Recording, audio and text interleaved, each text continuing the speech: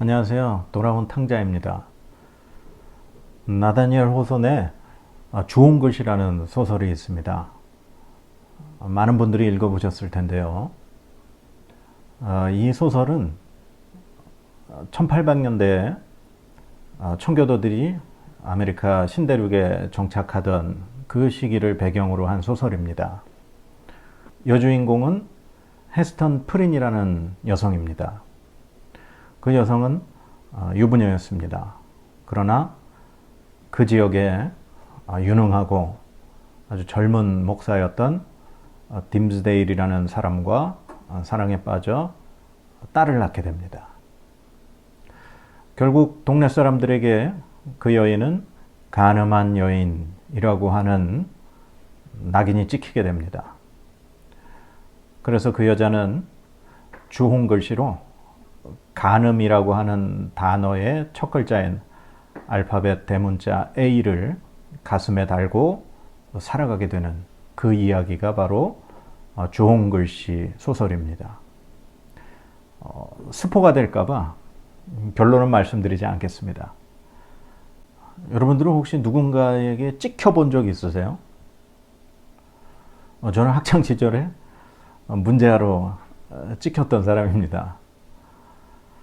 보통 우리나라의 표현 중에 찍혔다라고 하는 그런 표현은 좋은 의미보다는 나쁜 의미로 그렇게 사용이 됩니다.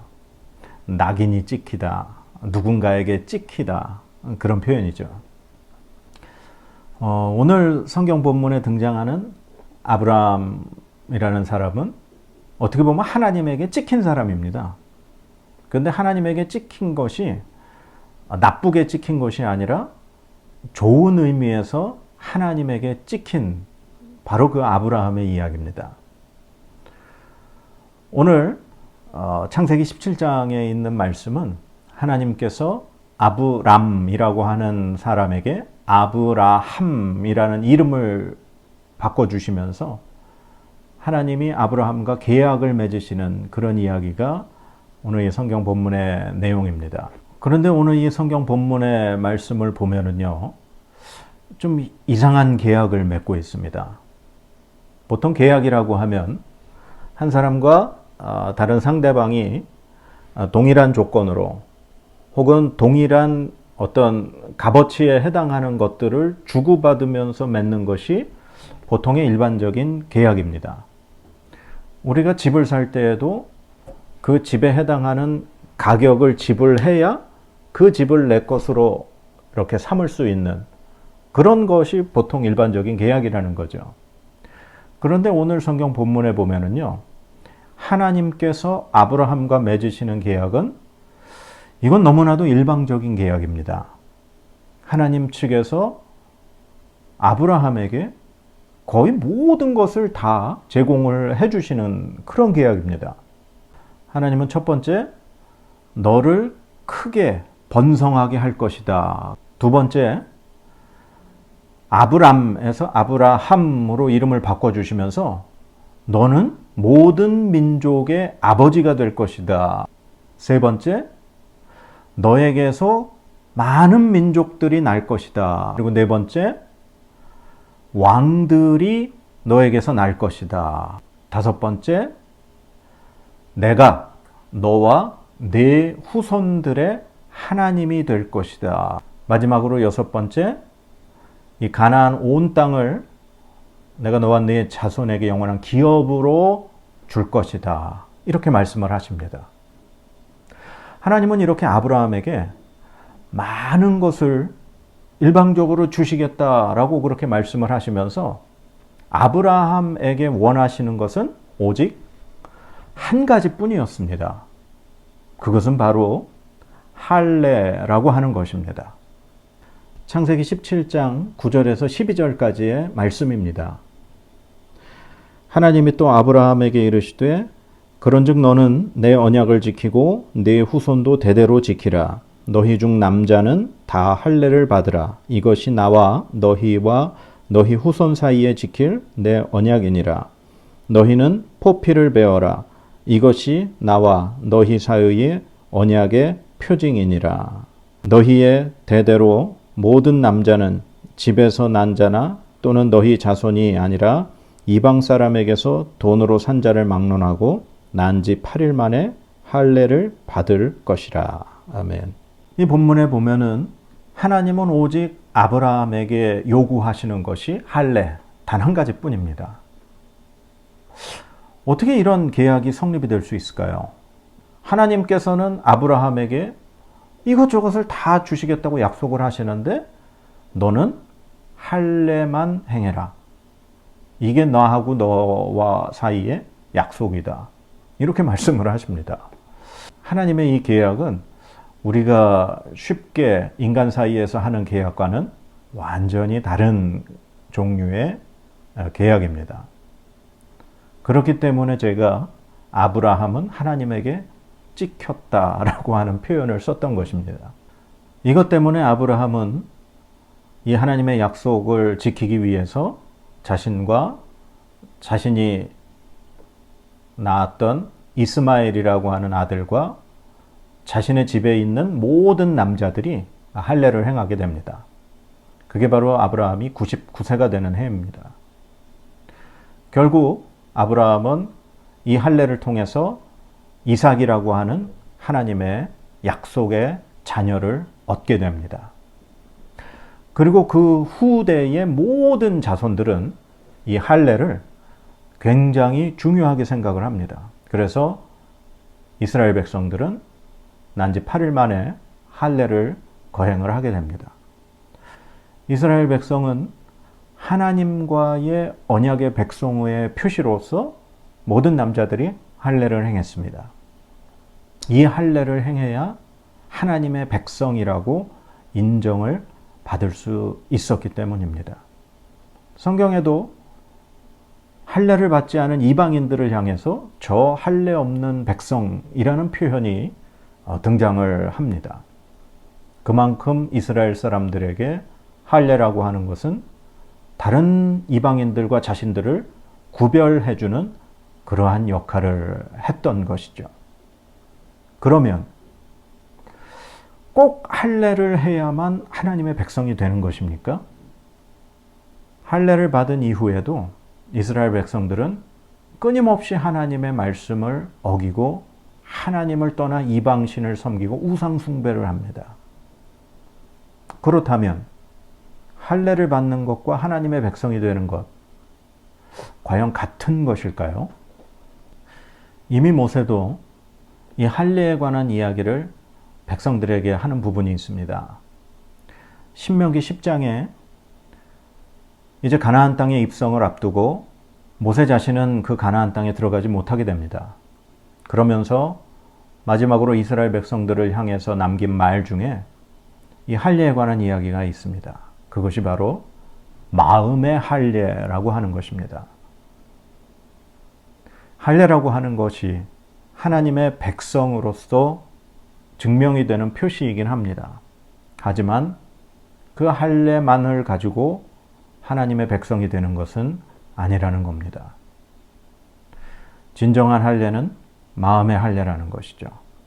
즉, 진정한 할례는 하나님을 제대로 섬기고 하나님과 함께 살아갈 수 있는 사람만이 하는 것이라는 겁니다. 할례를 했다고 해서 모든 의무가 다 끝난 것은 아닌 것입니다. 그러면 교회를 다닌다고 과연 구원받은 백성이 되는 겁니까? 할례는 하나님의 백성이라고 하는 표시입니다. 즉, 하나님과 함께 계약을 맺고 약속을 가지고 하나님의 말씀대로 살아가겠습니다라고 하는 하나의 순종의 표시인 것입니다. 우리가 예수님을 믿고 구원을 받았습니다. 그래서 그 하나님께서 주신 구원의 은혜에 감사해서 매주일 교회에 나아가 하나님께 영광과 찬송을 올려드리고 우리에게 구원을 주신 그 주님의 은혜에 감사함으로 드리는 것이 예배입니다. 그러나 우리가 주일날 교회를 간다고 해서 그것이 진정 하나님께 구원받은 그 백성으로 살아가는 것이라고 생각할 수 있겠습니까?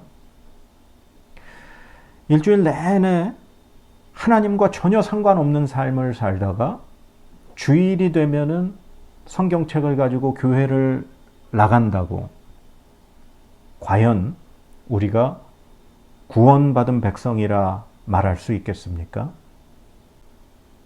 교회를 다니면서도 세상 사람들보다 나쁜 짓을 많이 하는 사람들은 얼마든지 있습니다. 교회를 다니는 것과 하나님의 백성으로 그리스도인으로 살아가는 것과는 다른 문제입니다. 사도행전 15장에 이방인들에게 복음이 전파되면서 유대인들 사이에서는 이방인들도 할례를 받아야 구원을 받을 수 있다라고 주장하는 사람들이 있었습니다. 예루살렘 교회에서는 회의가 벌어지게 됩니다. 그리고 결론 끝에 내린 것이 이것입니다. 이방인들에게 할례를 행하게 해서 짐을 지울 것이 아니라 우상의 더러운 것, 음행, 목매어 죽인 것, 피, 이렇게 네 가지를 금할 것을 명령을 합니다. 그리고 이방인으로 살면서 그 문화 가운데, 그 시대 가운데 살면서 자신을 예수 그리스도를 믿는 사람으로 구별하기 위해서 이 네 가지만큼은 반드시 지켜야 할 것이라고 그렇게 약속을 한 것입니다. 오늘 이 시대를 살아가고 있는 우리들에게 세상 사람들과 예수 그리스도를 믿고 구원받은 우리들과 구별시켜주는 것은 과연 무엇이 있습니까? 우리가 교회를 다니는 것, 물론 세상 사람들과 구별되는 행동입니다.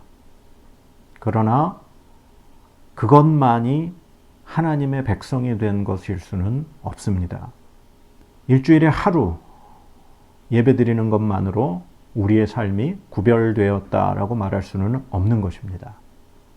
우리는 매 순간순간 삶 속에서 그리고 세상 사람들과 함께 살아가는 그 일주일 동안에서 그 사람들과 구별된 증거가 있어야 한다는 것입니다. 갈라디아서 6장에 할례를 자랑하는 사람들을 향해서 바울 사도는 오직 십자가만을 자랑하겠다라고 고백을 합니다. 그리고 이렇게 얘기합니다. 내 몸에 예수의 흔적을 가졌다. 여러분들 몸에는 예수님의 흔적이 있습니까? 우리들 삶 가운데 하나님께서 우리를 구원해 주신 예수 그리스도의 십자가의 은혜로 구원받은 그 흔적이 있으십니까? 다른 사람들이 나를 바라보았을 때 구별되는 무엇인가가 있으십니까?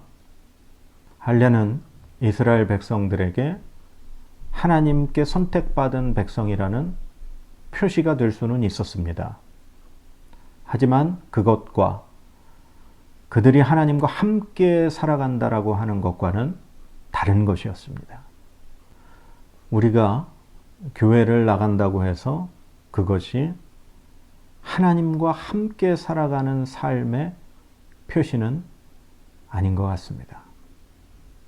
우리의 삶에 이 세상에서 사람들과 함께 살면서 사람들이 우리를 보았을 때 저 사람은 예수 그리스도를 믿는 사람이다라고 하는 표시가 우리의 삶 가운데, 말 가운데, 행동 가운데 반드시 드러나야 할 것입니다.